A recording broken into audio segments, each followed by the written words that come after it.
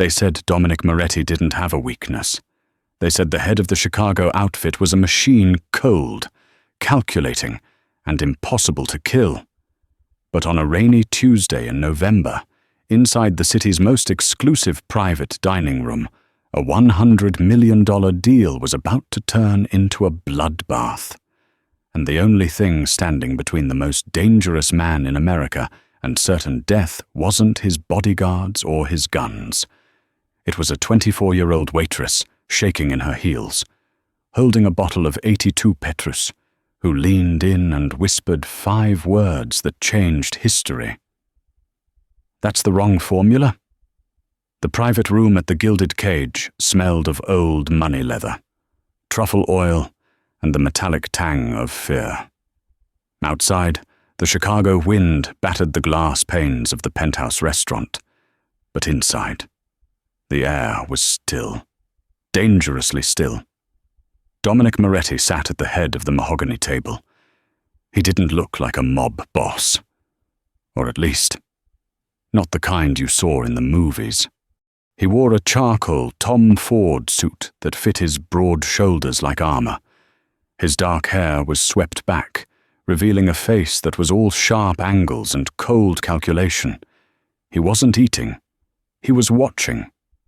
Across from him sat Heinrich Weber, a man whose reputation in the European underworld was as corrosive as the chemicals he trafficked. Weber was sweating, just a light sheen on his upper lip, visible only when the candlelight caught it. "The transfer is ready, Dominic," Weber said, his German accent thick, sliding over the syllables like oil. He tapped the tablet sitting between them. "The schematic for the precursor. It stabilizes the compound. You become the only supplier of blue heaven on the East Coast. $100 million is a bargain." Dominic swirled the whiskey in his glass. He didn't drink it. $100 million is an investment. Heinrich, a bargain is what you find at a flea market. I don't shop at flea markets. Of course not, Weber chuckled, though his eyes darted to the 2 men standing in the shadows behind Dominic, Silas, and Cale, Dominic's personal reapers. This formula is chemically perfect. My team in Zurich spent 3 years refining the molecular bonds. "Show me," Dominic said. Weber swiped the screen of the tablet and spun it around. A complex lattice of chemical structures, hexagonal rings, and bonding angles glowed in blue light. To the untrained eye, it was just lines and letters. To Dominic, who had built his empire by being smarter than the brute next to him, it looked legitimate. But Dominic wasn't a chemist. He was a businessman who dealt in violence and leverage. He needed this to work. The Moretti family was transitioning. The streets were getting too hot. The feds too competent. Dominic wanted to move into high-end pharmaceuticals grey market, barely legal, but infinitely more profitable and less bloody than street corners. This formula was the key to a legitimate patent he intended to file through a shell company in the Caymans. "More wine, sir." The voice was soft, barely a murmur. Dominic didn't look up. He waved a hand dismissively. The waitress stepped out of the gloom. She was small, drowning in a black uniform that was a size too big. Her name tag read Sophie. She had been invisible all night, a ghost refilling water glasses and clearing breadcrumbs. Her hair was pulled back in a severe bun, and she wore thick-rimmed glasses that obscured half her face.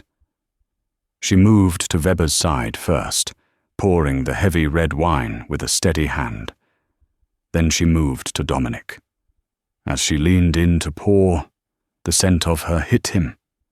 Not expensive perfume, not the cloying scent of the restaurant's lilies.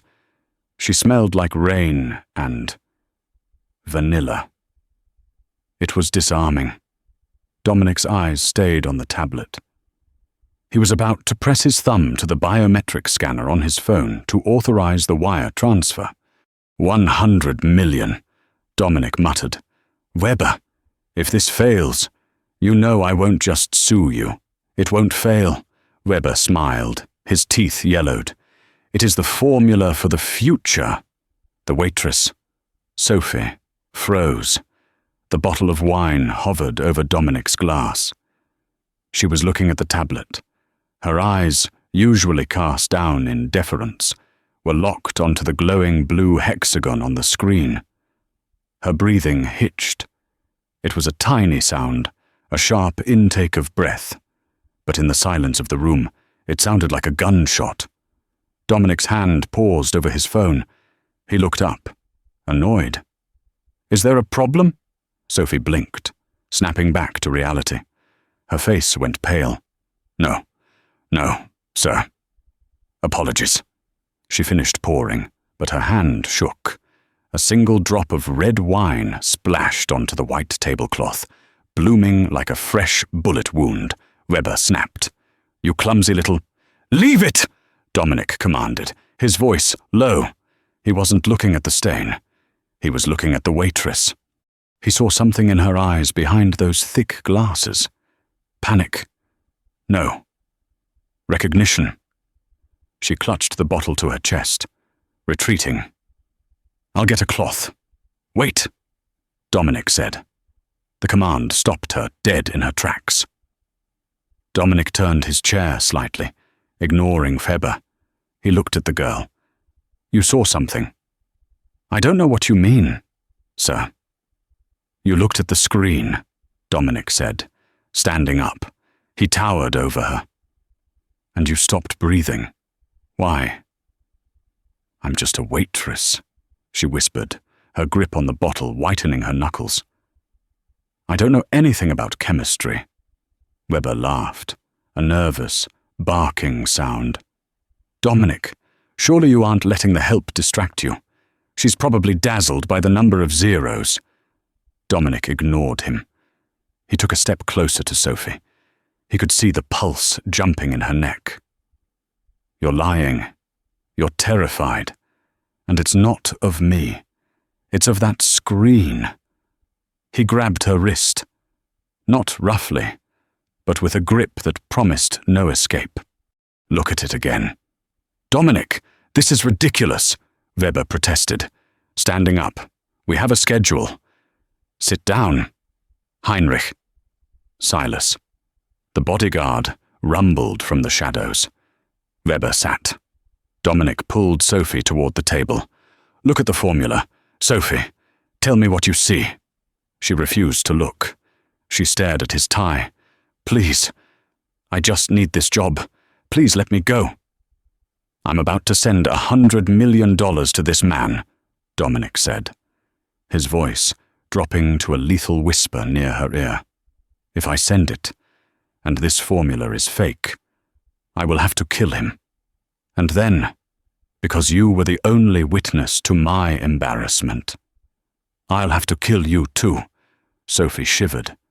She looked up at him, and for the first time, Dominic saw the intelligence burning behind the fear. They were striking eyes grey, like a storm front. "If you speak," Dominic promised, "I'll make sure you walk out of here with 10 grand in cash. If you lie, you don't walk out." Sophie looked at Weber, who was glaring at her with pure malice. Then she looked at the screen. She took a deep breath, her demeanor shifting.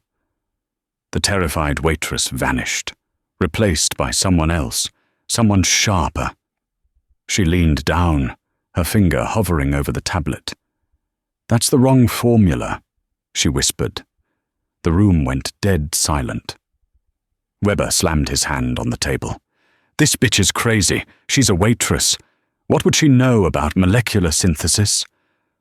"Why is it wrong?" Dominic asked, his eyes never leaving her face. "Because," Sophie said, her voice gaining strength, "that's a double bond on the carbon ring at the 4th position. If you synthesize that at anything above room temperature, it won't create a stabilizer." She looked Dominic dead in the eye. "It creates a neurotoxin, highly volatile. If you try to cook this in a lab, it won't just fail, It will explode with the force of a tactical warhead. Dominic turned his head slowly toward Weber. Weber's face had drained of blood. "She's lying," Weber shrieked, reaching into his jacket. "Don't," Dominic said. It happened in a blur. Weber pulled a gun. Silas moved. 2 shots rang out, silenced, like harsh coughs. Weber slumped back into his chair, a red hole in the center of his forehead. The tablet clattered to the floor. The waitress didn't scream. She didn't faint. She just closed her eyes and let out a long, shaky exhale. Dominic looked at the dead man, then back to the girl. "Silas, clear the room. Get the car." He walked over to Sophie, who was now trembling violently as the adrenaline crashed. He took the wine bottle from her hands and set it down. "Who are you?" Dominic asked. She adjusted her glasses, looking at the dead body with a detached, clinical gaze that disturbed him more than the screaming would have. "My name is Sophie." "Sophie is a waitress," Dominic said. "You just identified a flaw in a complex chemical lattice at a glance. You aren't Sophie." He reached out and pulled the hair tie from her hair. Golden brown waves cascaded down her back. He took the glasses off her face. Without them, she was stunning. But he wasn't interested in her beauty. He was interested in her brain. "Who are you?" he repeated. She looked up at him. Trapped. "My name is Dr. Evelyn Reed. And if you know who I am, you know that saving you just cost me my life." The rain hammered against the roof of the black Cadillac Escalade as it tore through the lower Wacker Drive, the underground artery of Chicago. Evelyn Reed sat in the back seat, squeezed between the cold leather door and Dominic Moretti. She was hugging her knees, shivering. She had left her coat at the restaurant. Without a word, Dominic shrugged off his suit jacket and draped it over her. It was heavy, warm, and smelled of sandalwood and gunpowder. "Dr. Evelyn Reed," Dominic said, reading from his phone. The blue light illuminated his sharp features. "Graduated MIT at 19.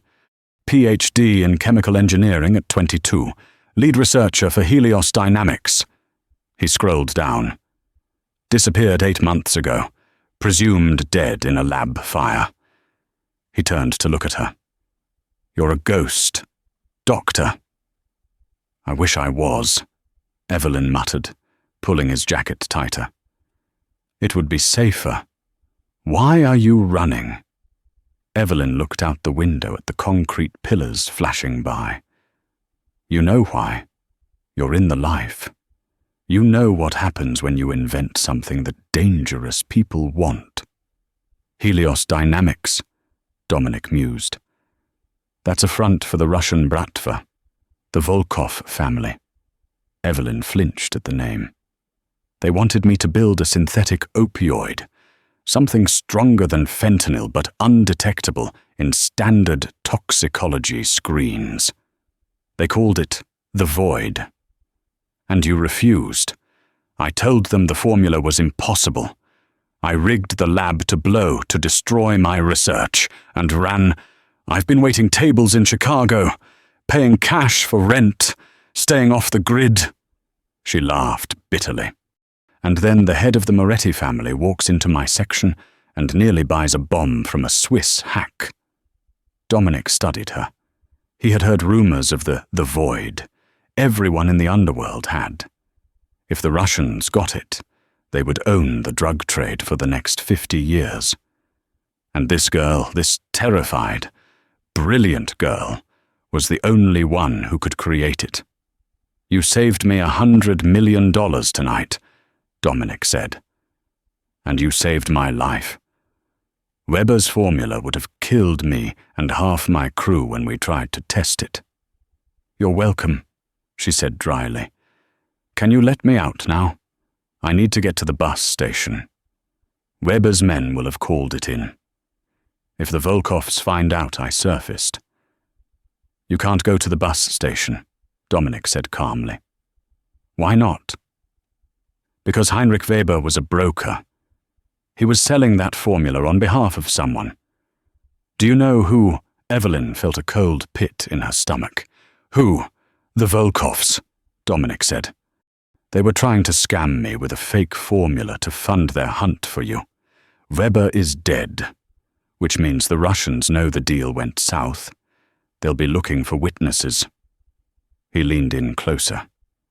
And they will check the staff list of that restaurant. They will find Sophie, the waitress who vanished with Dominic Moretti. Evelyn felt the air leave her lungs. They'll find me. They will, Dominic agreed. Unless you belong to me. Evelyn bristled. Excuse me. I don't mean it like that, Dominic said, his voice hard. I mean protection. You are a high-value asset.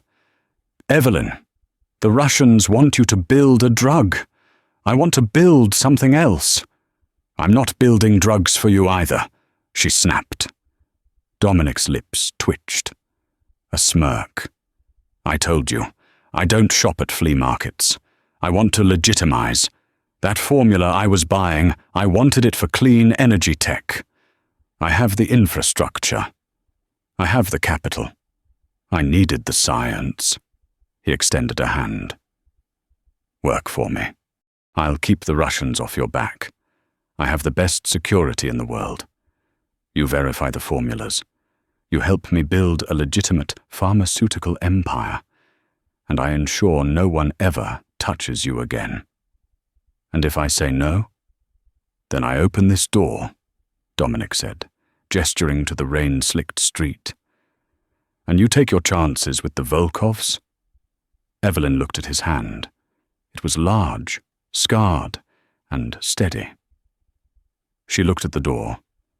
She knew the Volkovs. They wouldn't just kill her. They would break her first. Dominic Moretti was a monster, perhaps, but he was a monster who had just offered her a job instead of a shackle. She took a breath. I need a lab. A real one, not a basement. Done, Dominic said. And no drugs. I won't cook meth. I won't synthesize heroin. Agreed. And, Evelyn hesitated, I get 5% of the patent royalties. Dominic laughed. It was a rich, deep sound that filled the car. You're negotiating with a Mafia don while wearing a stolen waitress uniform. I know my worth, Evelyn said, lifting her chin. Fine, Dominic said. Shaking her hand, her skin was soft against his calluses.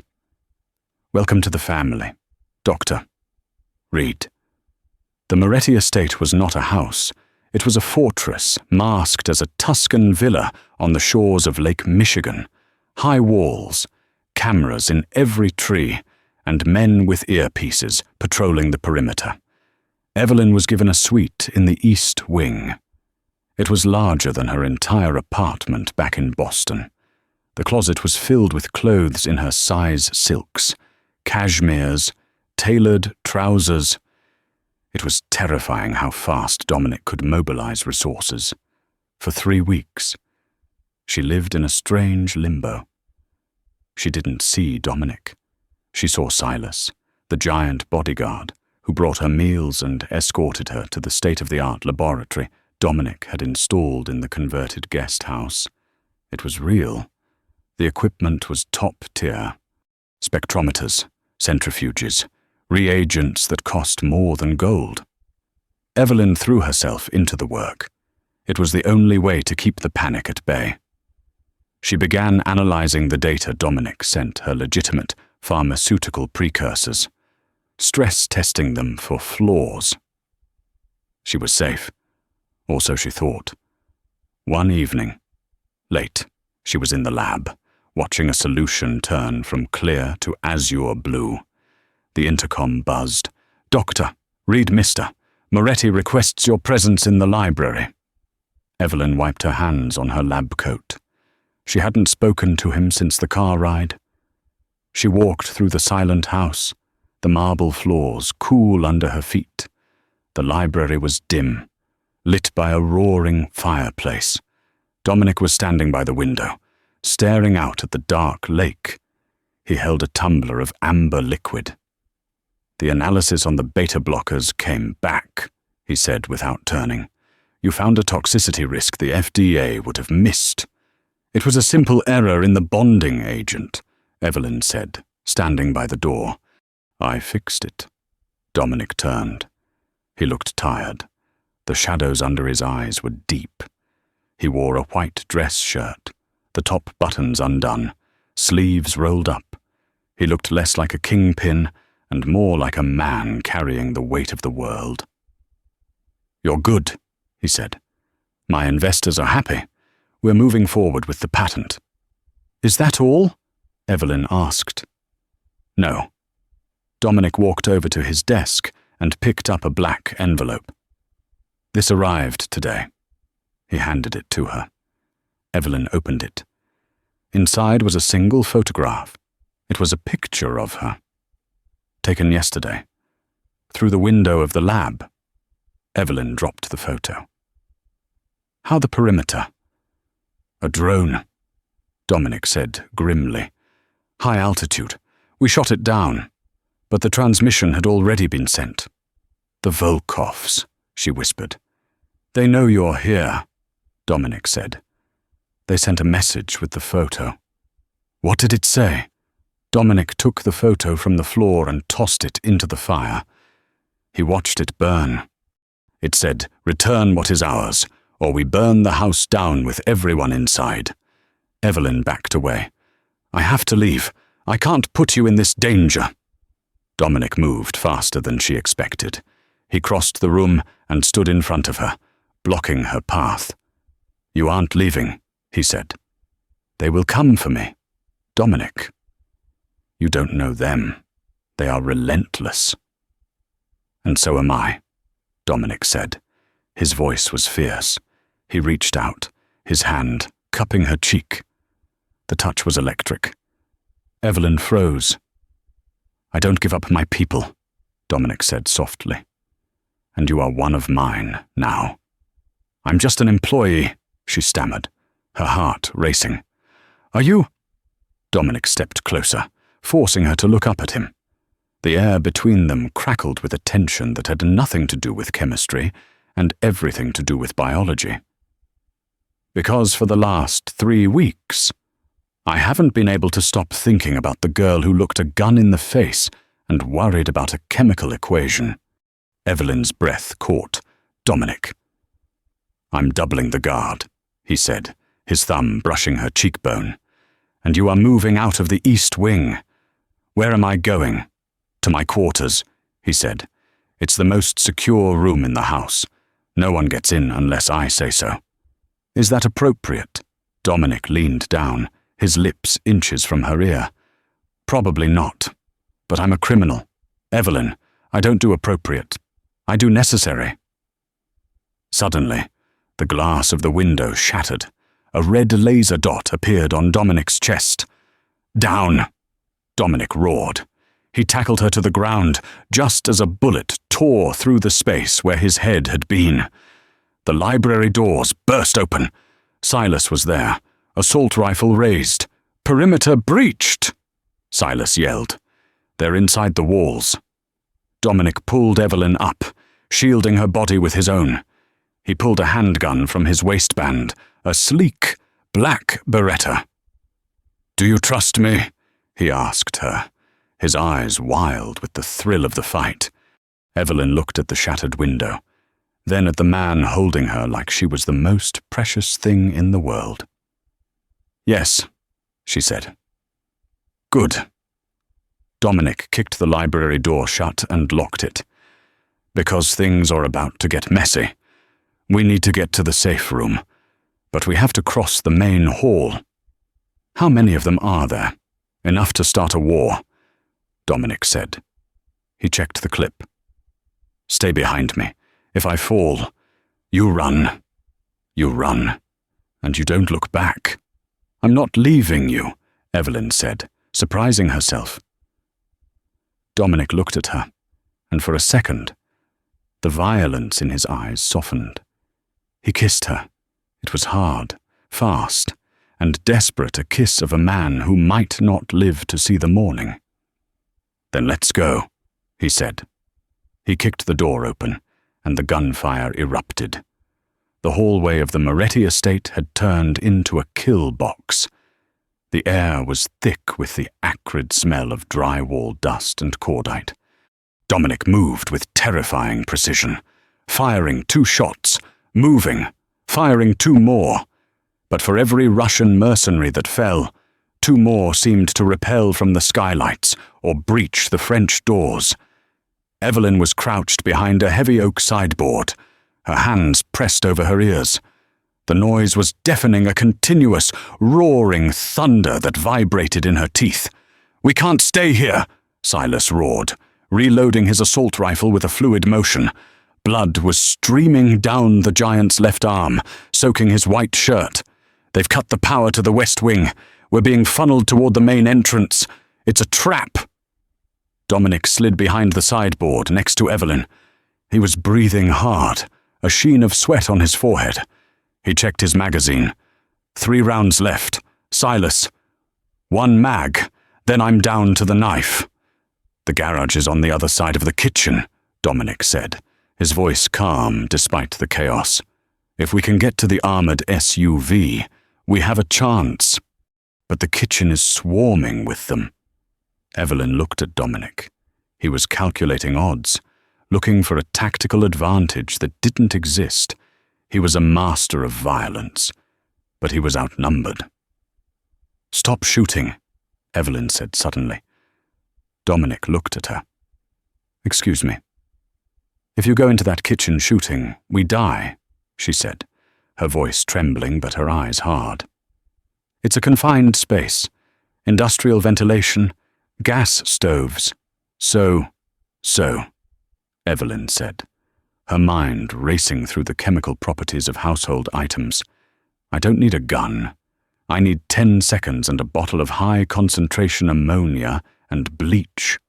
Or flour. A lot of flour." Dominic stared at her for a split second. Then he nodded.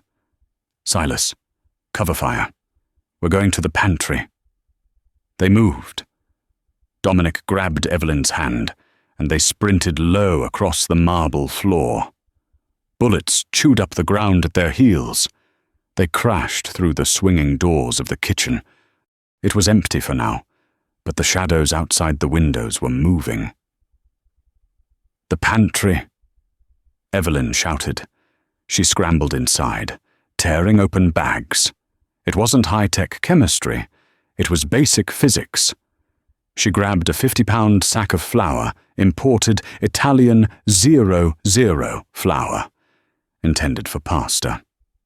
"Now ammunition." "What are you doing?" Dominic asked, guarding the door. "Dust explosion," Evelyn panted, the surface area of the flour particles.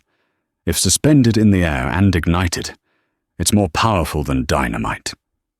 She dragged the sack to the center of the kitchen island. "I need a fan and a flare." "Do you have a flare?" "I have a lighter," Dominic said. "Not good enough. I need a delayed ignition." Silas burst into the kitchen, locking the door behind him. "They're breaching the door. We have 30 seconds." Evelyn spotted the industrial toaster.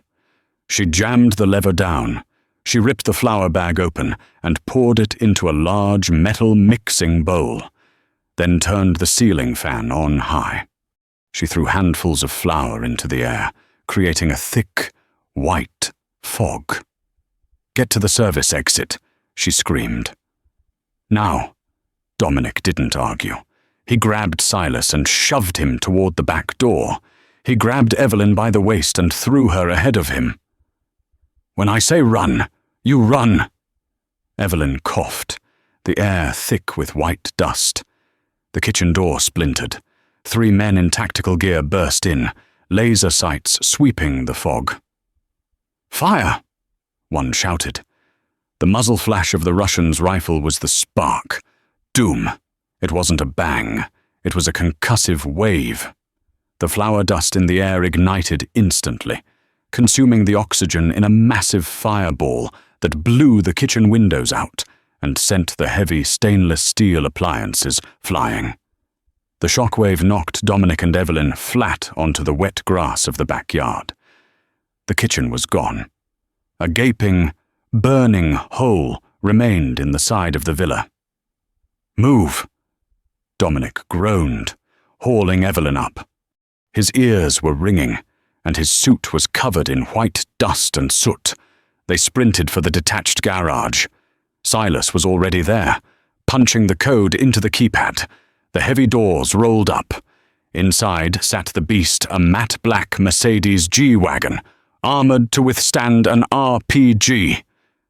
They piled in. Dominic took the wheel. Silas slumped in the back, clutching his arm.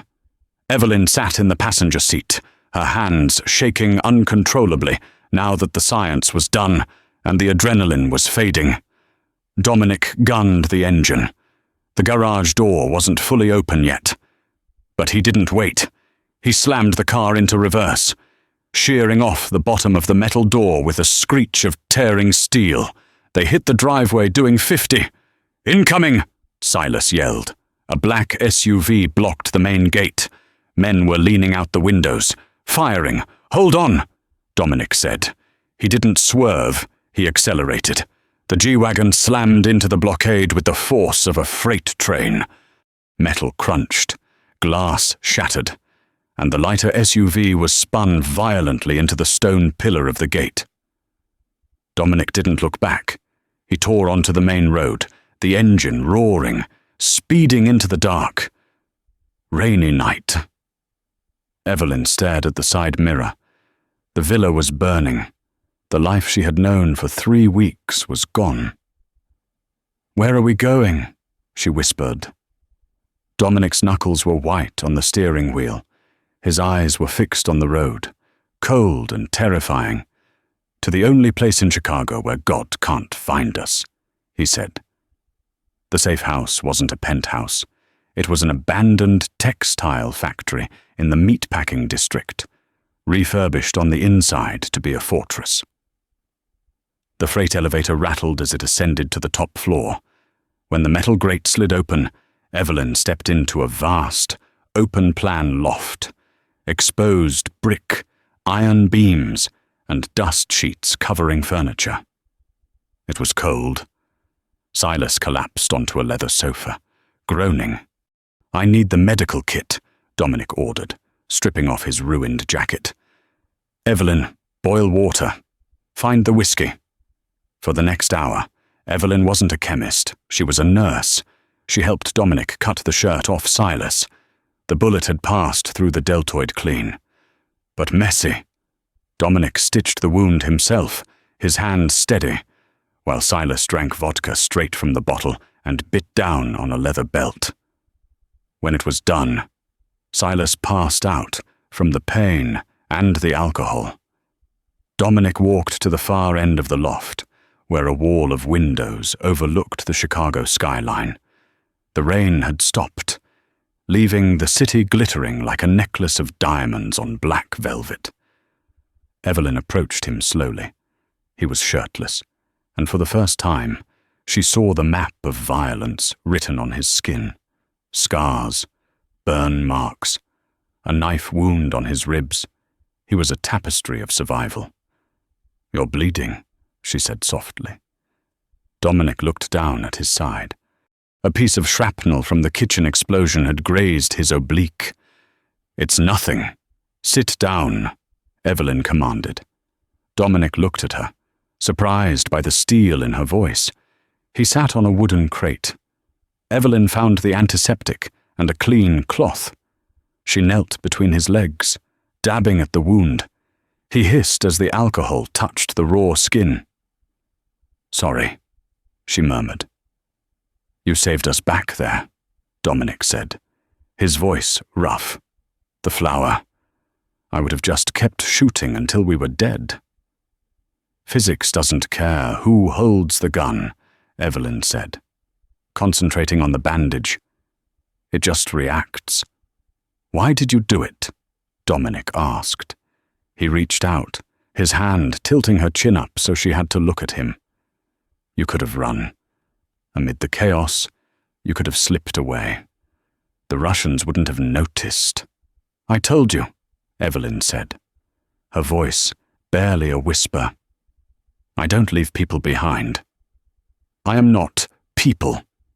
Evelyn, I am the man who kidnapped you. You're the man who saved me, she corrected, and I think you're the only person who sees me, sees you. My whole life, I was a brain, Evelyn said, tears pricking her eyes. To my parents, I was a prodigy. To the university, I was a grant magnet. To the Volkovs, I was a drug printer. Even to myself, sometimes, I was just a walking calculator. She placed her hand on his chest, over his heart. She could feel it beating slow, powerful, steady. You looked at me in that restaurant, she said, and you didn't ask for a formula. You asked who I was. Dominic's eyes darkened. The air between them grew heavy, charged with the same electricity that had been in the library. But deeper now, anchored in survival. I see you, Evelyn, he said. I see a woman who is braver than any soldier I have ever commanded. I see a woman who is beautiful in a way that makes my chest ache. He leaned in. This time, there was no gunfire to interrupt them. He kissed her. It wasn't the desperate, adrenaline-fueled kiss from the library. It was slow, possessive. He tasted like whiskey and danger. Evelyn made a small sound in the back of her throat and tangled her fingers in his dark hair, pulling him closer. Dominic groaned, pulling her flush against him. His hands roamed her back, warm and demanding. Evelyn, he warned, pulling back a fraction of an inch, his forehead resting against hers. If we do this, there is no going back. I am not a good man. I will never be a safe man. I don't want safe, Evelyn whispered, her lips brushing his. I want the wrong formula. Dominic let out a low growl and lifted her effortlessly, carrying her toward the mattress in the corner of the room. Outside, the city slept. Inside, amidst the dust and the shadows of a war they were losing, they found a moment of peace. The next morning, the sun broke through the industrial windows. Grey and harsh, Dominic was already awake. He was sitting at a metal table, cleaning his gun. He had found a fresh shirt, a black t-shirt that fit him tight. Evelyn sat up, pulling the sheet around her. She felt exposed, but not ashamed. She felt real. Silas is awake, Dominic said, not looking up. He's checking the perimeter. What's the plan? Evelyn asked. The Volkovs won't stop. Dominic said. He slid the barrel back onto the frame of the Beretta with a metallic clack. Nikolai Volkov is in Chicago. I made some calls. He's here personally. Why? Because of the insult. I stole his prize. Dominic looked at her. He wants to make an example of me, and he wants to enslave you. So we run. No. Dominic stood up. We stop running. We attack. How it's 3 of us against an army. Not 3, Dominic said. We have a weapon they don't know about. What weapon? You, Dominic said. And the formula. He walked over to a whiteboard on the wall and uncapped a marker. The Volkovs want the void. They think you have it in your head. So, we are going to give it to them. Evelyn frowned. I won't build it, Dominic. I told you. I don't want you to build the real one. Dominic smirked. It was a cruel, wolfish smile. I want you to build the one you warned me about, The one Weber was selling. The one that explodes. Evelyn's eyes widened. You want me to build a chemical bomb disguised as a narcotic? Exactly. We set a meeting. We offer a trade. Me and you. In exchange for peace and the formula. We hand over the canister. When they try to synthesize the first batch, boom, Evelyn finished. We cut the head off the snake, Dominic said. With Nikolai dead, the Volkov factions will turn on each other. We'll be forgotten. It's risky, Evelyn said, her mind already working on the molecular structure. I'd need a specific stabilizer to keep it inert until it's heated to 300 degrees. Otherwise, it blows up in our hands. Can you do it? Evelyn looked at the man she had slept with, the man who was asking her to commit mass murder to save their lives. Get me the chemicals, she said. The meet was set for midnight. The location was the old Chicago Union stockyards, a labyrinth of decaying pens and rusted slaughterhouses. It was fitting. Dominic had called in a favor from his consigliere, Leo. Leo was a slick lawyer with a Harvard degree and a soul as black as Dominic's. Leo had arranged the parley with the Russians. Dominic, Evelyn. And Silas waited in the center of the main killing floor. The vast warehouse was lit by moonlight filtering through the broken roof. Evelyn held a silver briefcase. Inside was a single glass vial containing a shimmering blue liquid. It looked beautiful. It was lethal. They're late, Silas grunted. His arm was in a sling, but he held his gun in his good hand. They'll be here, Dominic said.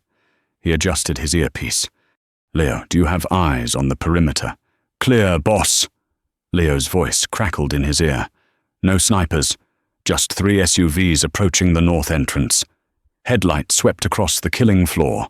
3 black SUVs rolled to a stop 50 yards away. Doors opened.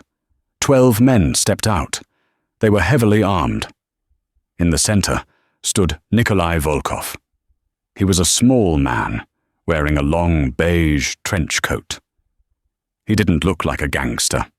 He looked like a grandfather. But his eyes were dead sharks.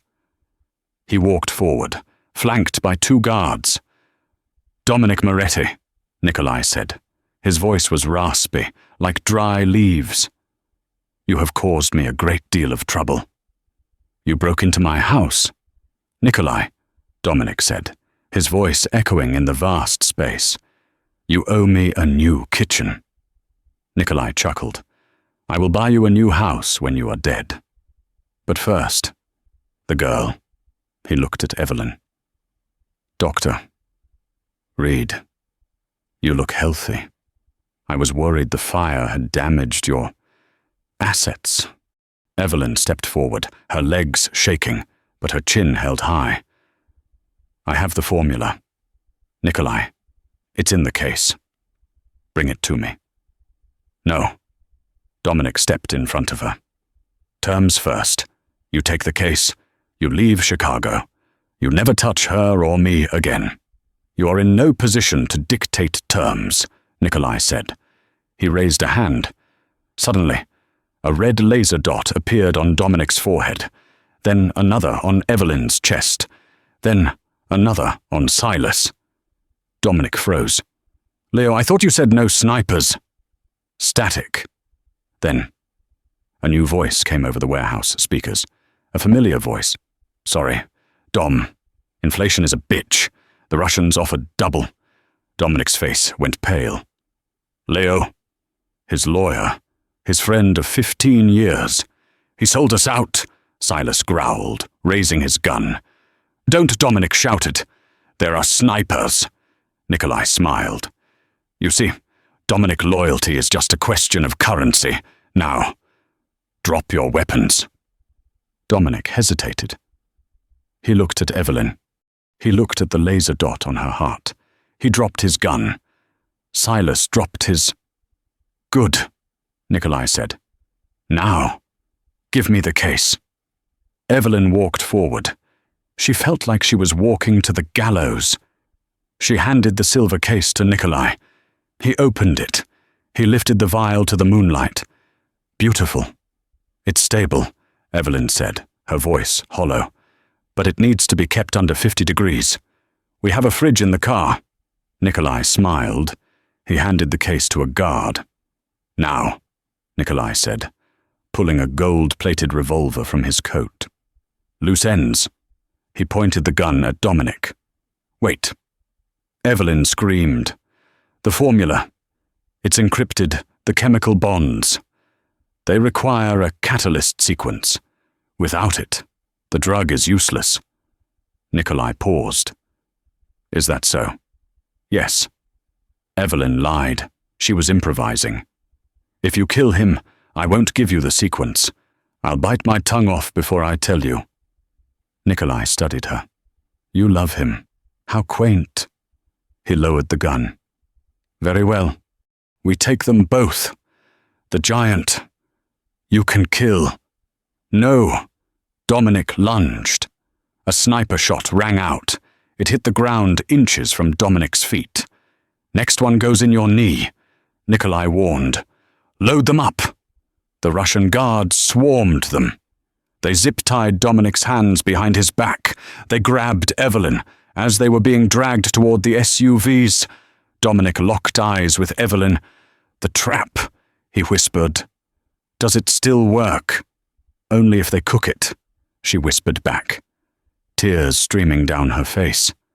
"But they have us. Dominic, they're not going to cook it yet. They're going to torture us first." Dominic looked at the SUVs. He looked at the shadows where Leo was hiding. "I have a plan B," Dominic said. "What?" "I'm going to cause a distraction," Dominic said. "When I do, you run into the dark. Don't stop." "Dominic, no." They were shoved into the back of separate SUVs. The doors slammed shut. As the convoy began to move, rolling out of the stockyards, Dominic Moretti sat in the dark, bound and betrayed. But he wasn't defeated. He shifted his wrists. He had dislocated his thumb years ago to slip a handcuff. It hurt like hell, but he popped the joint. He slid his hand free. He waited. They were heading to a second location, a torture site. Dominic looked at the driver. He looked at the guard next to him. "I'm not dying tonight," he thought, "and I'm sure as hell not letting her die."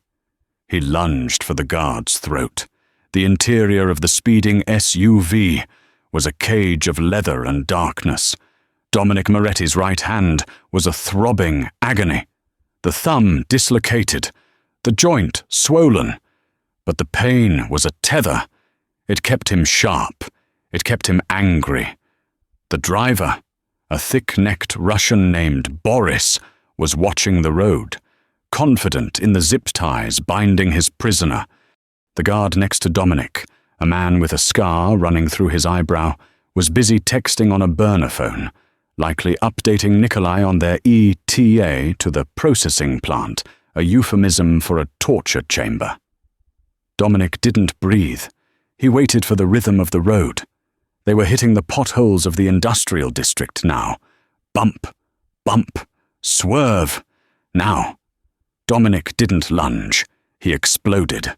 With a guttural roar, he swung his liberated right arm, the heavy brass buckle of his belt, which he had silently unfastened while they drove, acted as a flail.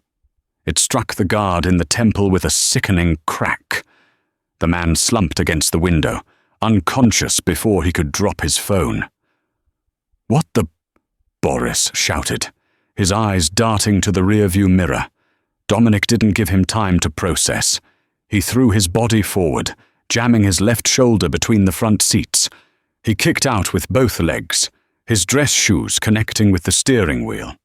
The SUV swerved violently to the left. Tires screeched against the wet asphalt. Boris wrestled with the wheel, trying to correct, but Dominic wrapped his free arm around the driver's headrest and the driver's neck in a chokehold. "Brake!" Dominic snarled, tightening his grip. Boris panicked. He slammed on the brakes. The SUV fishtailed, spinning 180 degrees before slamming into a parked semi-trailer with a bone-jarring crunch. The airbags deployed white, suffocating clouds of dust and nylon. Dominic was ready for the impact. He had braced himself. Boris was not. The driver hung limp in his seatbelt, blood trickling from his nose. Dominic wasted no time. He shoved the deflated airbag aside, grabbed the guard's knife from the back seat, and cut the zip tie on his left wrist. He checked his gun, it was gone. But the guard had a Glock 19 in a shoulder holster. Dominic took it. He checked the clip. Full. He kicked the door open and stumbled out into the rain. He was alone on a desolate stretch of road near the docks. The other two SUVs, the one with Evelyn and the one with Silas, were tail lights fading in the distance. Turning toward the old Chicago shipyards, Dominic wiped the blood from his mouth. He popped his thumb back into the socket with a grimace that would have made a lesser man faint. He picked up the guard's dropped burner phone. The GPS was still active. Destination: Pier 4, Warehouse B. Dominic looked at the wrecked SUV. The engine was dead. He looked down the road. A delivery truck was idling at a red light a block away. Dominic started running. He wasn't running for his life. He was running for hers. Pier 4, Warehouse B. The warehouse was a cavern of rust and shadows. It smelled of diesel and rotting fish. In the center, under the glare of portable halogen work lights, Nikolai Volkov had set up his court. Evelyn was tied to a metal chair. Her glasses were gone, lost in the scuffle. Her hair was a mess, but her eyes were defiant. Leo, the traitorous lawyer, stood next to Nikolai, looking uncomfortable in his expensive Italian suit. He kept checking his Rolex, avoiding Evelyn's gaze. "You're a coward, Leo," Evelyn spat. "Dominic trusted you." "Dominic is a dinosaur," Leo said, his voice tight. "He doesn't understand the new world. The Volkovs offered me a partnership, real equity. Dominic just gave me a salary. And for that, you sell your soul. For that, I buy a yacht in Amalfi." Leo sneered. "Shut up, Evelyn, you're just the help." Nikolai stepped forward. Holding the silver briefcase, he placed it on a rusted workbench in front of her. He opened it, revealing the blue vial. "The encryption key," Nikolai said softly. "Give it to me." "I told you," Evelyn said, her voice trembling slightly. "It's a sequence of temperature gradients. If you just heat it, the bonds break. It becomes useless sludge. And if I kill your friend Silas," Nikolai gestured to the corner. Silas was on his knees, beaten badly. 2 guards held him up. He looked at Evelyn through a swollen eye and shook his head. "Don't do it." "If you kill him," Evelyn said, "you get sludge, and the Volkov family loses the drug market forever." Nikolai sighed. He looked at a man in a white lab coat standing by a portable burner and a centrifuge. "Doctor, Petrov, is she telling the truth?" The Russian chemist adjusted his spectacles. "The molecular structure is unique. It is possible. Without the correct thermal sequence, the isomers could destabilize." Nikolai turned back to Evelyn. "Fine. You will cook it. Here. Now, show us how to stabilize the batch. If you succeed, I kill the giant quickly. If you fail, I feed him to the harbor rats while you watch." "And me?" Evelyn asked. "You belong to me now." Nikolai smiled. "You are my new golden goose." Evelyn looked at the burner. She looked at the chemicals Nikolai's team had laid out: standard reagents, solvents, and the vial of Blue Heaven precursor. She stood up as the guards cut her bonds. Her hands were free. She walked to the workbench. She picked up a beaker. I need phosphorus, she thought, and iodine. She scanned the table. Doctor. Petrov had brought a full kit. There was a bottle of red phosphorus. I need to purify the solution first, Evelyn said, her voice clinical. I need the ventilation on. No ventilation, Nikolai said. We don't want the smell alerting the harbour patrol.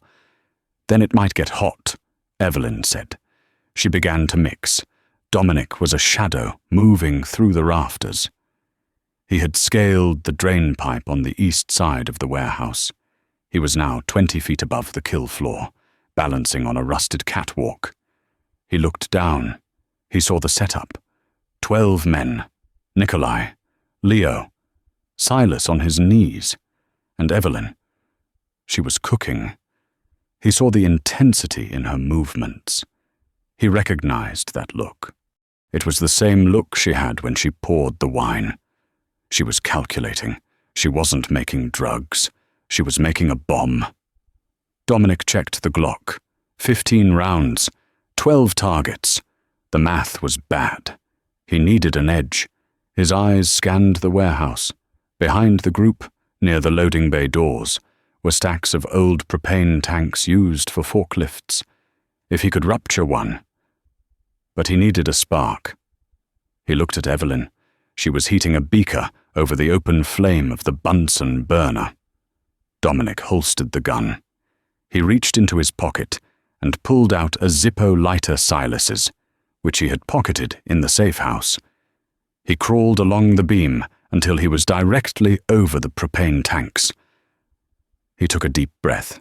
He had to time this perfectly. The color is changing, Doctor, Petrov warned, leaning dangerously close to the beaker. It is turning purple. That's the impurity burning off. Evelyn lied, her heart hammering against her ribs. She wasn't synthesizing a drug. She was creating a thermal runaway, an unstable reaction between red phosphorus and the precursor. It wasn't a nuclear bomb, but in a glass beaker. It was enough to vaporize anyone within 10 feet. It's bubbling too fast, Petrov hissed. I need the ice bath, Evelyn shouted, stepping back. Now. As Petrov turned, a single drop of liquid fell from the high rafters, landing on the stainless steel workbench with a soft tap. It wasn't rain, it was sweat. Evelyn didn't look up. She felt him. Dominic. She's sabotaging it. Leo, the traitorous lawyer.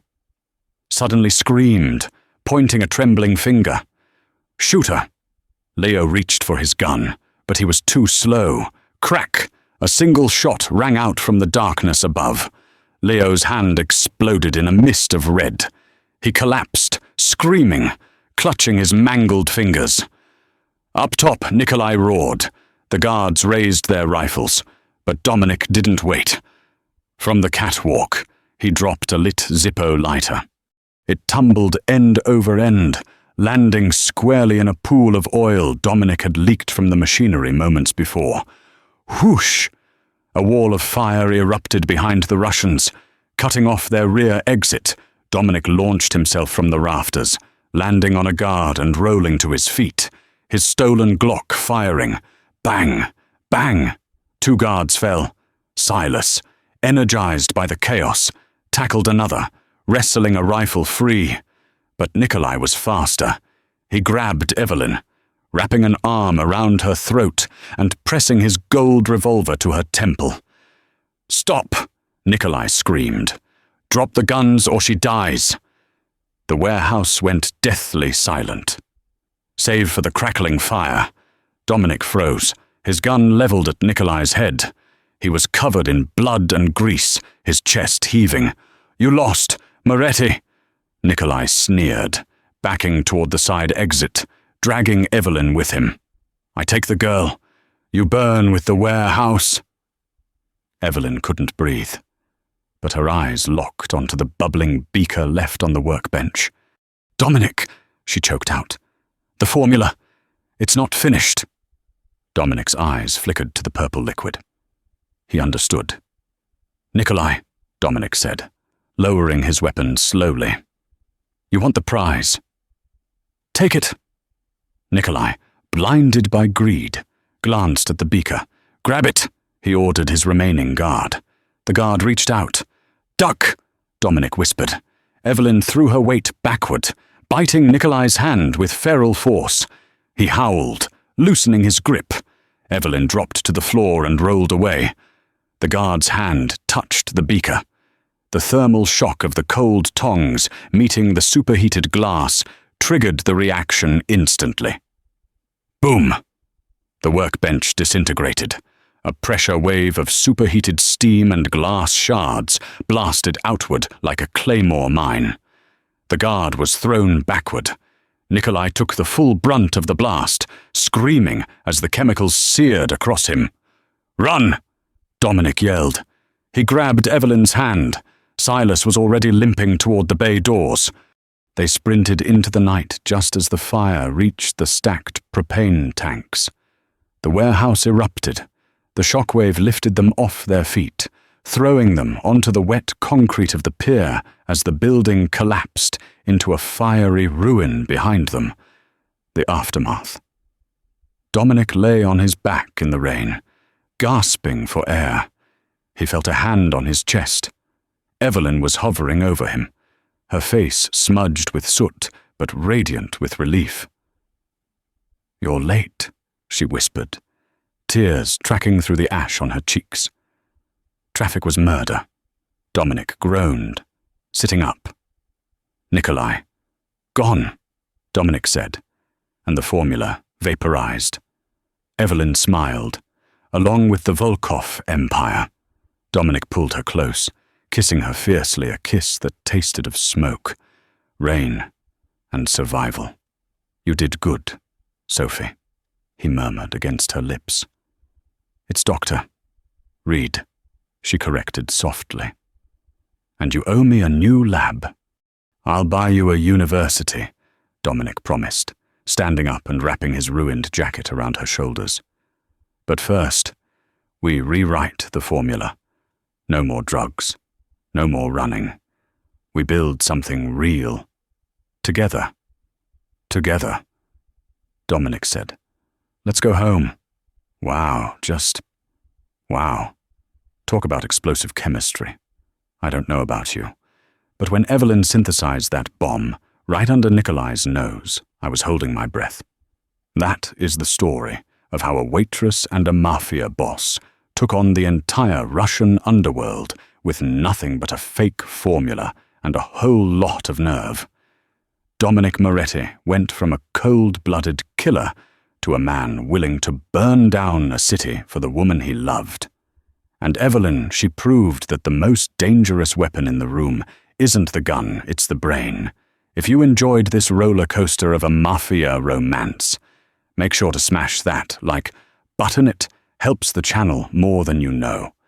And if you want more stories like this, hit subscribe and ring the bell so you never miss an episode. If you were Evelyn, would you have trusted Dominic, or would you have run the moment the bullets started flying? Let me know in the comments. Thanks for watching, and I'll see you in the next story.